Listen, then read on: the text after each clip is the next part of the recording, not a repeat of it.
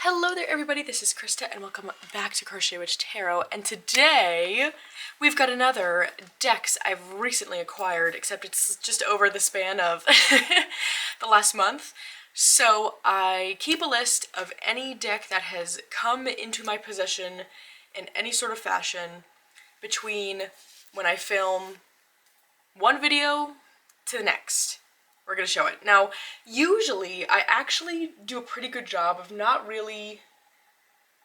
I don't tend to showcase decks in other videos heavily until I've done one of these. Not that there's really a rhyme or reason to that. That's just usually what I do. Not the case this month. I've been very excited about a lot of these decks here, and I've already really gotten into some of them, so they've shown up in a lot of other places already, so if it's a bit repetitive for some of you, apologies, but I just like to make this very comprehensive, or all-encompassing, we'll say. So let's just get right into it, because I've got quite the many decks here. Starting out with the Botticelli Tarot. Now this is a deck that, oh my gosh, I had a copy of this so early on. Here are the backs, so pretty. This is a Lo Scarabeo deck. I already edged it in this golden color.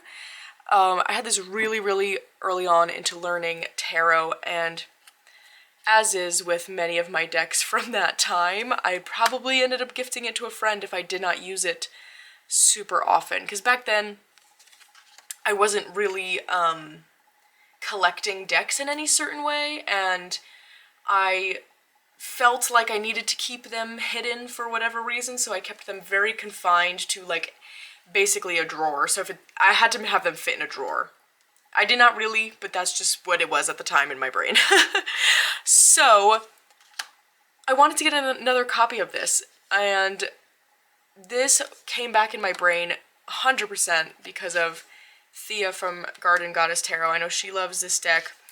I've seen it coming up in quite a few different places too on Instagram, because I really do think it fits this kind of moving into fall, decaying kind of warm sunlight vibe going on this time of year. Even though Botticelli is very, like, a lot of his artwork is very spring-like, I think it's something about the black borders and just how the gold foil is added, you can see there, that really just makes me think of just how the sunlight looks in the afternoons in the fall time. But I'm really happy to have a copy of this again. This is totally just a case of right deck, wrong time. And it's such a good one. I love Botticelli's artwork. He's probably one of my favorite artists. I love anything from this time period in general, so I'm really happy to have a copy of this again. It's just beautiful. So that is the Botticelli Tarot. Okay. Next up, the Northern Animal Tarot. If you've been watching my channel for a while, you know that the Northern Animal Tarot is like, ooh, that is my deck. I love the Northern Animal so much. It has just been a #1 for me for years. Since the first edition came out, I've had every edition that has come out. It's just one of those things where it's like, I think the creator of this deck, which I'm forgetting, oh my gosh, I'm not really good with names. I don't think she really puts her names. It's Wilder Heart Studio. I don't know that she totally puts her name out there, obviously, which is also probably why I'm not super remembering. Yeah. Okay. So, regardless, I love supporting this creator's work. Just the deck has meant so much for me over the years. I have had the multiple versions of it, so the first edition it's my baby. Like, that really is probably just my most special tarot deck. And I got, look at this fairy card. I backed the second edition on Kickstarter. I since gifted that to a friend who really wanted to experience the deck as well, which, no regret there. I'm glad she gets to partake in this world. I've got the third edition, and now this is the third edition on a limited printing of linen cardstock. So this is available to purchase right now. You can get this linen cardstock, and I have to say, I think, as much as the first edition means to me, I think this is my favorite copy so far, because it is regular tarot sized, but on this beautiful linen cardstock, and I can riffle shuffle it. It is the first copy that I have been able to just regularly riffle shuffle, which I wasn't even able to do until, you know, probably this past year, but has now become such a part of my reading process. So being able to properly riffle shuffle is not make it or break it for me, but it is for sure an added huge bonus. And so this has all the beautifulness of having the colors brightened since the first edition, with the linen cardstock feel of the first edition. Now it's not the same linen cardstock, I will say that. The first edition is it feels kind of like an unfinished, I shouldn't, like, not unfinished in that, like, it is not complete, but, like, uncoated, almost. Like, you can really smell the ink on it. Oh, I love that whole experience. This definitely feels like it has some sort of coating on it, which makes it feel much more durable, and I imagine is what allows for these brightly printed colors compared to that first edition. But, oh, and it's got the same backs as the third and second editions. But I am so, so excited to have this copy. I love my little northern animal collection I've got going. It just brings me so much joy. So yes, this is the current edition you can get. So if that interests you at all, it is available for purchase now. I'll put links below, of course. So that is the Northern Animal Tarot. Okay, come on, you can get in your bag. It's okay, really. Ugh, I don't want to make a mess and leave a bunch of cards out. Okay, got it. Alright, next up, another repurchase of Right Deck, Wrong Time. Are we ready? It's the Vampire Tarot. Like, it's already got a bag. It's already been edged. I mean, I don't even know what else to say. I edged it in this pretty red color, totally inspired by Jess from Jess Reads Cards. She just did a whole video showing how she got another copy of this deck and trimmed these borders off, the black borders, and edged it in red, and I was like, oh my gosh. One, I'm not having the same just visceral reaction I had to this deck the first time I got it, which probably almost exactly a year ago. I got this deck when it was like really a big craze about it, because I was like, I want to know. I want to know what the thing is. And I had such an intense reaction to it, of like, this really actually terrifies me, and it was too intense at the time. And so I ended up rehoming that copy. But when it's Halloween season, this deck is popping up again. And I had a totally different feel about it, seeing pictures of it. And I was like, I kind of want to try it again. Because a lot of the times I feel like sometimes you have a bad reaction and it's for a reason. It's, whatever it is, it's not for you. And that's fine. But I feel like I get a feeling sometimes that, and I had this feeling, I really did, where it was like, I feel like this reaction is going to come around and mean something, just not right now. Like, it's going to be worthwhile digging into. I'm just not ready to do that right now. And so bringing this back in, I already feel like, yeah, that same reaction is not there. I'm going to be spending plenty of time with this deck exploring that, which I think is really, really cool, and I'm just excited about it. It's such a neat deck, and I know everyone raves about the guidebook, which last time around I did not even really get into it at all because I was that thrown off by the images. But, ooh, I'm so excited. I just think that's going to be really an interesting thing to explore, don't you think? Has anyone else ever had that happen where you repurchased a deck that you initially had a bad reaction to and now you don't? And just kind of exploring, like, okay, well, why? Why did that happen? Anyways, Tarot of Vampyres by Ian Daniels. We all know it. We all love it. We probably don't all love it. I mean, I did not a year ago, but anyway, regardless. Moving on.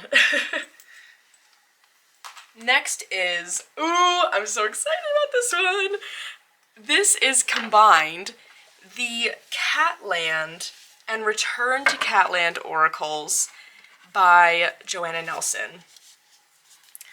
So I am a huge Joanna Nelson fan. I think her artwork is so fantastic. Something about it, like, just not even makes me happy, but makes my brain so happy, if that makes sense. Like, it just really tickles something inside there that, I don't know, I just, ooh, it gives me, like, the little, like, fun butterflies when I look at her art. Just amazing. And I've always looked at this deck, and then when the, Catland Oracle, and then when the Return to Catland Oracle was on Kickstarter, I was like, oh, maybe I should get it. But I don't know, I guess I had a thing for a bit about, like, not getting cat decks. So that's part of it. And then I think maybe it just was the images I happened to see made it seem like the images were very repetitive, and something about that at the time I didn't like, even though with oracle cards, like, even if that were true, I really pull most of the time one oracle card at a time, so that doesn't really matter that much. Anyways, I just hadn't gotten it. And then all of a sudden, I just started thinking about it again, because as you'll see with some other decks I have here, I felt like I've got a lot of spooky season tarots, but not too many oracles to pair with them. I know. What a problem. But it got me sort of, like, looking into, like, okay, what's other oracles are people using this time of year? And I must have seen someone use this, and it just got me thinking about it again. And then I had the realization, too, that I have some Halloween decks that are not of the kind of black, gray, orange, darker color palette, like the Boo Tarot. The Boo Tarot does not really specifically fit this time of year for me, but I always pull it out for this time of year because it's fun. It's ghosts and it's fun. But none of my oracles for this time of year pair with it really at all to me. And so then I had the realization of, like, oh my gosh, this would pair so well with the Boo Tarot. And it just really got me thinking about it. So I went on to Joanna's site and saw that she sells a bundle of both oracles together. And if I can have more cards, I'm always going to want more cards. That's just how I am with oracle decks. I love a thick oracle deck. And I have been loving this deck so much. I was correct in that it pairs so well with the Boo Tarot. I'll have to show that. It'll probably end up in, like, my monthly favorites or something, because it's just been so fun, and just, like, a nice, lighter, spooky season reading together. So, yeah, really excited about this one. That is the Catland and the Return to Catland Oracle decks combined in the set. So they have matching backs if you get, like, the latest editions of both. So that is that.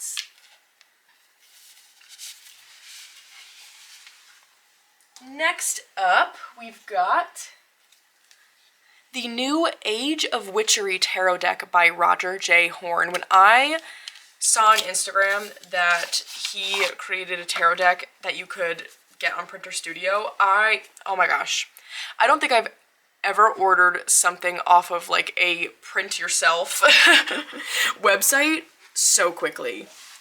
But I am a huge fan of Roger J. Horn. I have read a couple of their books now, but in particular, the Cartomancy for Folk Witches is my absolute favorite reference book for any sort of pip style deck, really. Whether it's playing cards, Marseille, just a pip deck in general, doesn't matter. I love using it. Look how pretty are the backs. And so when I saw that they'd come out with their own pip style deck, I knew I wanted it. And it's all themed around this like old world occult symbolism. It's just really neat. I'm reading the back of the box now. Let's see. Is a modern deck with an antiquarian feel. Here we find Sabbath gatherings, haunted glades, frolicking imps, and more than a few witches and warlocks to guide readings. I mean, how fun. Oh, so it's combining original illustrations with meticulously collaged woodcuts from the 1700s. How neat is that? It just had such a fun, witchy feel in the pictures, and it has absolutely lived up to that. I mean, I literally opened this today, so I have not gotten to play with it too much, but I'm so excited about it. The whole vibe of it is so amazing. There is a PDF guidebook online that I looked at, and it seems really great, but I have to say, from playing with it so far today, I do really like using it with that Cartomancy for Folk Witches. And I'm sure the content between the two is similar, but I've not compared and contrast, so I don't really know. But yeah, I'm so excited to use this one. This is definitely going to be like, I don't know, it feels like the perfect witchy feeling deck. I think it's going to be really fun, especially throughout the darker half of the year. Like, look at these witch hats. Oh, so good. So, that is the Age of Witchery Tarot deck from Roger J. Horn. This is, you can get this on Printer Studio. And next up, actually also opened up today, because this is from Make Playing Cards, is Don Michel's new Oracle deck, the Sacred Threads Oracle. Now this is the pocket edition. You can get a full-sized, but I was honestly so excited about the pocket deck option after seeing, as part of Don Michel's membership, we kind of got to watch the process of her making this deck. And so I knew pretty much like what the images looked like, and I just thought it was really going to work well with how I have been liking to use pocket oracles lately. And so this is the Sacred Threads Oracle. Is a web of the unified whole. It honors the tether of connection drawn down from the heavens and rooted deep into the earth. It threads through the plants and animals, the mountains and the oceans, and weaves its story through human consciousness. Really cool theme. Look at these backs. So beautiful. So all of these they are hand illustrated. And what I really liked are the keywords on these cards. And it really ties in this theme of nature to spirituality so well.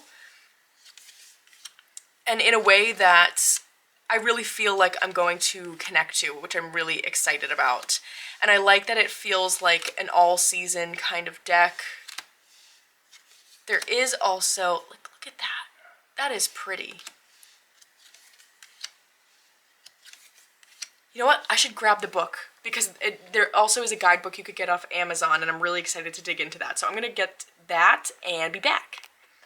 Ooh. Knocking things out of place. All right, so this is the guidebook you can also get, and I like that it's a guidebook and a journal. That has been something that is just exciting to me lately. And I really think this is something I want to get into. It's the same as like the Witchery Tarot has the journal section as well. And I think I've decided I'm going to use that one for the Drop 'em 78 challenge, where you go through a card every day through the end of the year because I kind of wanted to go through that journal. That's besides the point. Anyway, I think this oracle, especially in this pocket size, is going to be really cool to use in the way of how I showed that what I kind of referred to as supplemental decks. And I want to clarify too that when I call a deck a supplemental deck, I do not by any means mean that the deck is shallow or doesn't offer enough on its own. That is not at all what I mean. I just mean that for me, its kind of special skill or talent is really clarifying and bringing out further meaning from an oracle deck that maybe does offer a lot in the way of messaging or like guidebook entry. And I really think this deck is going to work super cool in that way, where if I pull another oracle deck or just like a tarot reading where it's very guidebook heavy, and I'm kind of left with that feeling of like, what? Or also more commonly, I'm left with like, okay, all right, but what do I personally focus on? Because I feel like it can happen sometimes where when guidebook entries get long, you're given multiple possibilities on how to view it, which I think is really cool. But sometimes that can be a little confusing to me when I'm not in a headspace to really think that specifically for myself. That's where I like pulling in the supplemental deck, and I think this one especially is going to work really awesome in that way, where it'll help me get to the heart of the message, and by giving me a focal point. And what I think is really cool with having this guidebook and journal is you get kind of the message on this side, but then you get some journaling questions and a place to journal. And I think it's just going to be a really cool practice to use it in that way. And, you know, who knows, maybe I try that and I'm like, oh no, like this guy needs to be just like on his own, which would be cool as well, but I'm really excited to use it in that way. So that is the Sacred Threads Oracle by our very own Dawn Michelle. Really exciting. It really does look really beautiful having it in hand. Oh, I'm gonna cough, excuse me ahead of time. Oh my gosh, I definitely swallowed some cat hair. Yikes. Okay. Next up, the Tarot of Tales. This was my deck I bought from the video I did with Andy where we did like deck, I think we called it deck matchmaking. It was so fun. And so this is the one I was matched with, and it's a really, really cool tarot deck.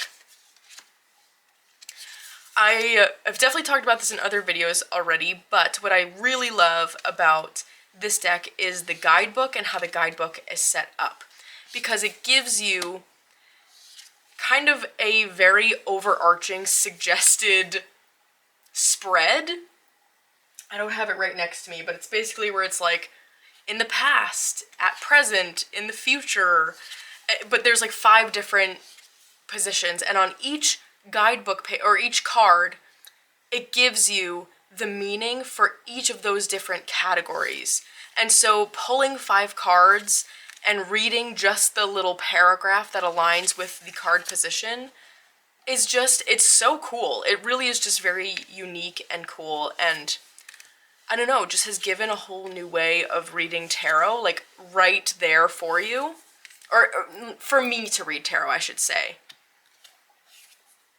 And I really have been enjoying it. It's been really cool. This one has gotten put a little bit on the back burner right now as I'm working with my spooky decks, but I'm really excited to bring this one back out in November. So that is the Tarot of Tales.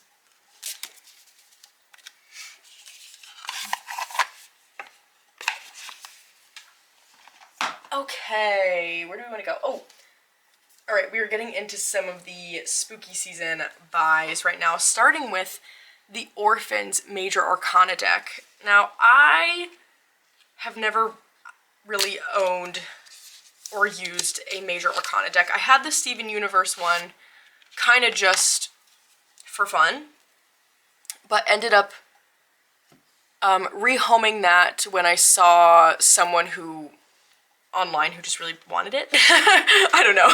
Like it's out of print, and I had the other Steven Universe Oracle at that point. So I was like, I've got my Steven Universe collectible. They seem to really want it. So anyways, besides the point. I never really read with it. And every October, see this online, and I'm like, oh my gosh, I wish it was a full tarot.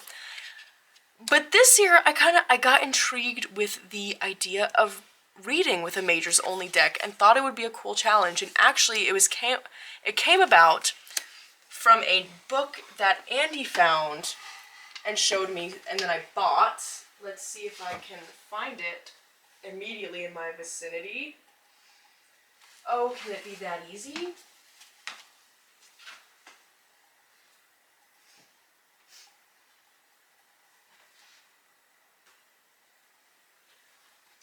No, alas. Do you like how I paused it the first time I went to find a book, and now we're not? Just not gonna pause. We're just gonna live look for a book. Darn it. I walk away with things to random places.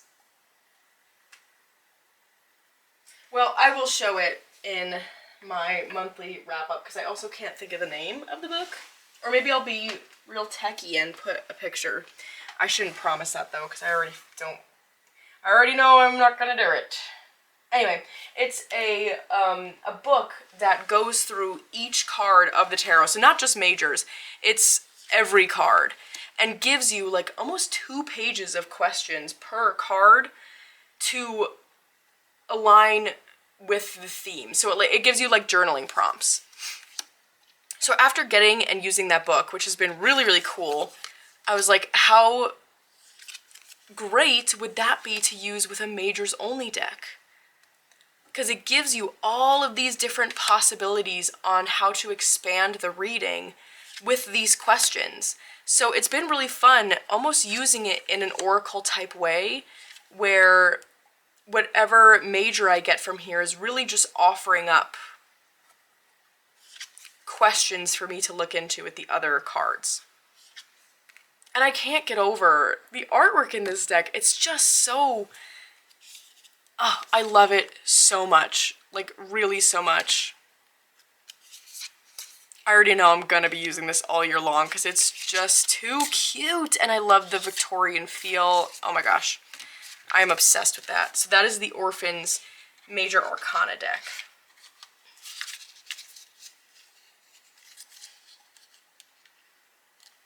Alright. Next, we've got the Les Vampyres. I know I'm already saying that wrong. Oracle by Lucy Cavendish, with art by Jasmine Beckett-Griffith. This is one I've been looking at since last year too, but just, I don't know. Clearly, I was having a thing about vampires last year and just couldn't. So, anyway, I picked this up this year pretty much because of what I was talking about before, of like wanting to explore some more spooky themed oracles, and this one has not disappointed. I think this is my favorite Lucy Cavendish, Jasmine Beckett-Griffith combo oracle that I have tried so far, which I don't even think I have tried. What else do I have? Oh, I tried the fairy tale one, and I don't have that one anymore, and I have the Sirens one, which is cool. Only thing is that I wish that all the cards were like this, more like this new style of art and not so much the old style, which this old style is really beautiful. I think it's more just something about the cohesiveness. I don't know. It's really not a big deal. And I do appreciate both styles, but something about this style of her artwork, I just love it so much. I love it so much. And I think it really fits this theme super well, but I have been loving this oracle. It is not here to mess around, that's for certain. I love the backs of these. Oh my gosh. It just is everything I could have wanted in getting another spooky oracle deck. because now I feel like I've got I've got like a solid collection of them, you know, where I've got my Halloween Oracle, which I pretty much only use this month, but I will use my other spooky themed decks throughout the darker half of the year, and this one won't be any exception. I feel like I could use this all fall and winter long, and I will. And I've really been enjoying it so far. I love, with a lot of these Blue Angel decks, how you get the title and then 3 keywords. I really do love that about their decks. And this imagery, so much of it is just so haunting in the best kind of way. Look at that. Oh, I just love the themes that get brought up. I just think it's fantastic. So that is the Les Vampyres Oracle. All right. Now, let's, I'm going to very quickly show 2 decks that I know I have highlighted tons already. But the first one is the Earthly Souls and Spirits Moon Oracle, which I couldn't believe when I was looking at my list. I was like, wait, I've only had this a month now? Like, no chance. I feel like I've had this so long just because I've been using it so much, but I love this oracle. It is the mass market version of Terry Foss's Earthly Souls and Spirits Oracle. I don't think it had Moon in there previously, but I don't know. But I love this deck. It is so witchy and beautiful. I love the colors used. I love the whole format of the cards with where there's just the simple keyword on there. I love it. I have no complaints. It's so fantastic with the Practical Magic Inner Witch Tarot. I showed that as a favorite pairing. Highly recommend. I think the guidebook's great. I've been loving this since I got it. So, Earthly Souls and Spirits Moon Oracle. And the other one, I've already showed a bunch, is the beloved Dead Oracle. I've been so obsessed with this one. I think it's so well done. I've just got nothing bad to say. It is probably the first Oracle deck I have that I feel like really does connect me specifically to an ancestral energy. And I don't know if it's just a combination of how the guidebook is written and the imagery used. That probably is what it is. But I feel like for the first time I am starting an ancestral veneration practice and have a tool that really does connect me to that energy. Now, I love the other decks I have that feel like they kind of get around that energy, but I have been feeling like they needed an anchor, like a solid anchor, and that's what this deck gives me. So using this alongside my Memento Mori Oracle or my Embroidered Graveyard, using them in tandem has just been so amazing. So this deck has it's been a game changer. And I'm really excited to keep working with it, especially in November. November is always a very ancestral, work-heavy month for me. For some reason, it just feels very ancestral. I don't know why, but yeah. Beloved Dead Oracle. All right. So my next one is one gifted to me from Andy. She went to the Northwest Tarot Symposium, which if you haven't, oh my gosh, banging into things. She vlogged her whole experience there, which has been so much fun to watch, but she used this in one of the workshops and immediately ordered me a copy on Amazon and had it sent to me. It was so sweet and fun to get this package. It totally is a surprise, but it is the Create a Story cards Animal Village. So this is not like meant to be an oracle deck per se. It is a story, let's see, how do they describe it? It's really just a story building deck for kids. So it's supposed to kind of prompt story ideas, but look at the, are you kidding? How cute is that? And oh my gosh, has this been so amazing. I have pulled a card from here every single day since I got it. And it is just hitting in such an inner child place. I've been truly blown away. I don't know really why. I've been working through a lot of inner child stuff, I think unknowingly lately, or just not fully connecting those pieces to like that's what I'm doing. But getting this deck and pulling a card, it just immediately brought up something that was like felt like a sore subject in that area, but like it needed to be brought up, you know? Oh, it's just so good.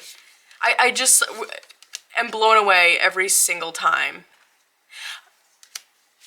Oh, it was this card. This card just brought up some things I've been working through where just, you know, undiagnosed neurodivergent, my reaction to especially receiving gifts, it's hard for me because it just showing like excitement doesn't come, it comes naturally enough, but the whole idea of a present being a surprise, so I don't know what to expect, it's like it takes me a while to process what I've received, what I'm looking at. So I experienced a lot as a child, people thinking like I didn't like the present that they got me, even though I did love it. It's just like I didn't give the right reaction, totally not meaning to. And so this was the first card I pulled and like completely brought that up. And I was like, from that point, I was like, oh my gosh, okay, I see exactly what you're here to do. And oh, it's just been so awesome. This paired with the Adventures in Tarot Land that the mass market Alice Tarot has been just providing the most amazing readings in this area. Like you will see me talking about this again because I am so blown away. So that is the Create a Story cards, Animal Village. I gotta see if there's like more sets. I love this one though. She said, she was like, Andy was like, I picture you existing among these animals like effortlessly. I was like, yeah, that is the dream actually. Okay, my next two are some Kickstarters that came in. The first one is the My Little Tarot deck, a My Little Pony themed deck. It's got this nice matte gilding on the side, but the cards are like this plasticky material, but they're all holographic effect, which definitely was just me not reading closely, probably on the Kickstarter, but I didn't know that was how it's gonna be, but I kind of love it. Ooh, we're gonna have to hold them up though, because hello. But it is all themed around My Little Pony. Specifically, I think these ones are Generation 3. Generation 3, I want to say. Which was not... I did not watch this growing up, but I am watching it now and love it so very much. And so I am so excited to have a tarot deck based around it because... Actually, this is another thing. I feel like this show is another inner child healing thing for me because it just feels like it hits on a lot of lessons that, I don't know, I think I would have loved hearing as a child, you know? And hearing them now just feels very affirming. Highly recommend this show, by the way, if that's not clear. But I love having tarot decks based around the cartoons that I love, and this one is perfect. I think they did a really great job. So, if you're a My Little Pony, look at that. I mean, Pinkie Pie as the Fool. Oh, yes! It's so good. So if you're a My Little Pony fan, I highly recommend. I think this was well done. And I'm excited to add this to my, or have this added to my fandom deck collection. Alright, and the other one is the Animal Botanical Tarot. Oh my gosh. I mean, so many of us watched the creation of this deck. It was so highly anticipated. And then when the Kickstarter campaign was up, the artwork looked gorgeous, and now having the deck in hand, it's like, it just gets better and better. The cardstock is so beautiful. It's this beautiful smooth matte that's thin enough to riffle shuffle, but it just feels so luxurious. These are the backs. I am so excited about this deck. I just think it is so well done. Like, not a single part of this whole Kickstarter experience, watching this deck be made experience, was disappointing in the slightest, and like exceeded any kind of expectation I could have had. I mean, come on. So, as you can see, each card has an animal and a botanical, which is really, really interesting to explore, especially in the spring and summer. I love working with those energies, especially together. And I'm really excited to get into this one. It comes with a beautiful guidebook that I do not have near me right now, but it goes into all of the details about each animal and plant, so you're not left in the dark or trying to figure out anything on your own. Look at this Justice card. Oh, it's just so gorgeous. I just can't get over it. I've hardly even been like necessarily reading with it. I just keep flipping through it. But the symbolism in here is so cool. And the production quality is just amazing. Look at this, the sun with the giraffe and sunflowers. I love this Five of Swords with the hummingbird and Lily of the Valley. I mean, it's so good. It really is. If anyone would like to see kind of a deep dive walkthrough of this deck, I'd be happy. It'd probably be a very long video because I know I'd have to get into the animal and plant on each card. So we'd be diving into that guide. Look at that. Diving into that guidebook for sure. But if that's of interest, let me know. But I'm really excited about this deck. Really excited to get to know it. Alright, now my last 3 decks I have here are ones that I was sent for review. So we'll start out with the Coloring Tarot. These are all from Running Press. Running Press, that's it. That's all I had to say. And it's one of these kind of fold box decks they're cool. I do like them. I have not opened the plastic on this one because I haven't started coloring it yet. But basically okay, I got cut off because my camera shut off. Anyway, rude. But it is an RWS deck, essentially, that you can color. So it's like this kind of cardboardy, unfinished paper material. And I assume you can use any, like, markers, colored pencils, crayons, to color it in yourself. And I think this could be a really fun tool for if you are really, learning the tarot. I think it could be fun to, like, as you learn the cards, to color it in. If you are working with any sort of, like, color theory references, color associations, you can recolor the cards in a way that works for that. I think that would be super cool. The guidebook gives you a lot of suggestions on different ways you can color the cards. And I'm excited to do this. I don't know. To be able to add in different colors, even if, like, to give this as a gift as just a fun activity. I just think it's fun. It's a fun idea. So that is the Coloring Tarot. Okay. And let's get this back in its box. Nice. Before I lose something.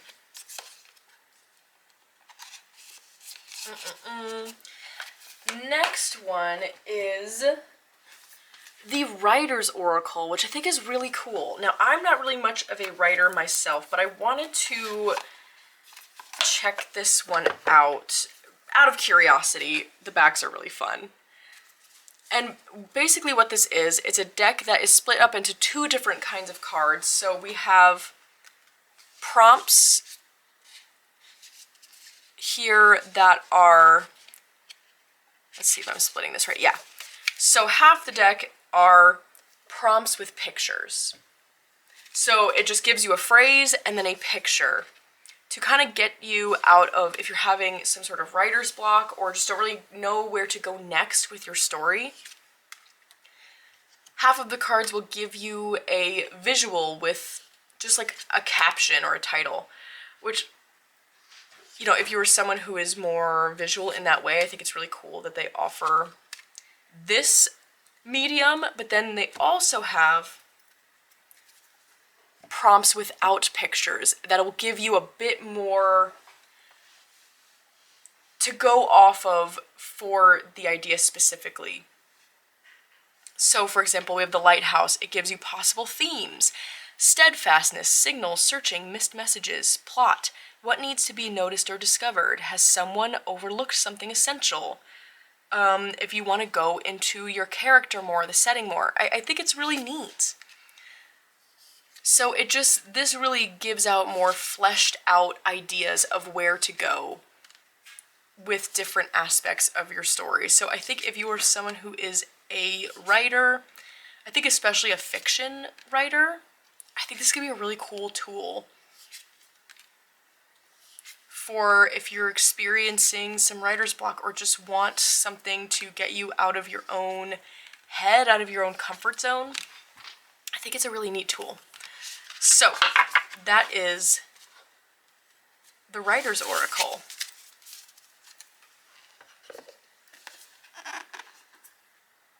And last but not least,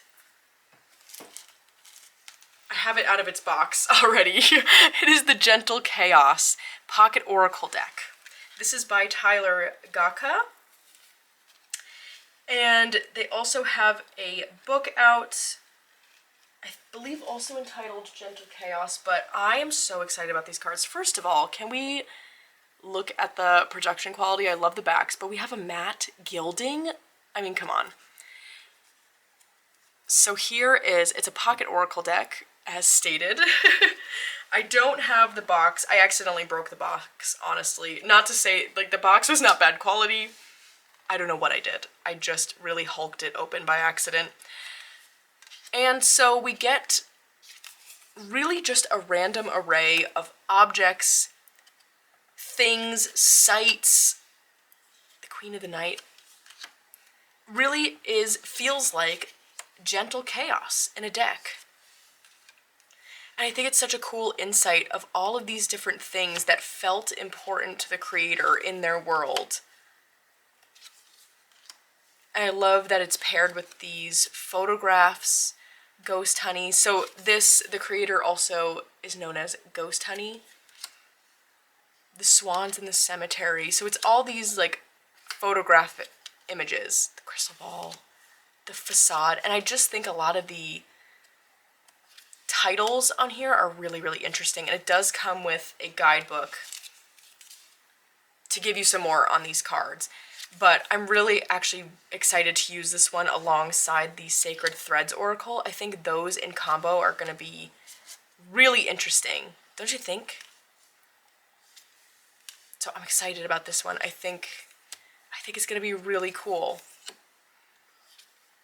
Look at that, the Man of Mist. Oh, it's just so neat. The teeth, the leaf. It's got this kind of spooky feel to it too that I'm really loving.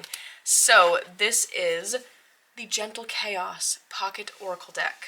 Really excited to explore this one more. I think this one also will definitely be coming up in some more videos because I just think it's really, really interesting and just really well done from what I've seen so far. So that is the last deck I had to show you today. I hope you all enjoyed this video. Let me know if you have anything new you've gotten recently that you're loving. And other than that, I will see you again soon.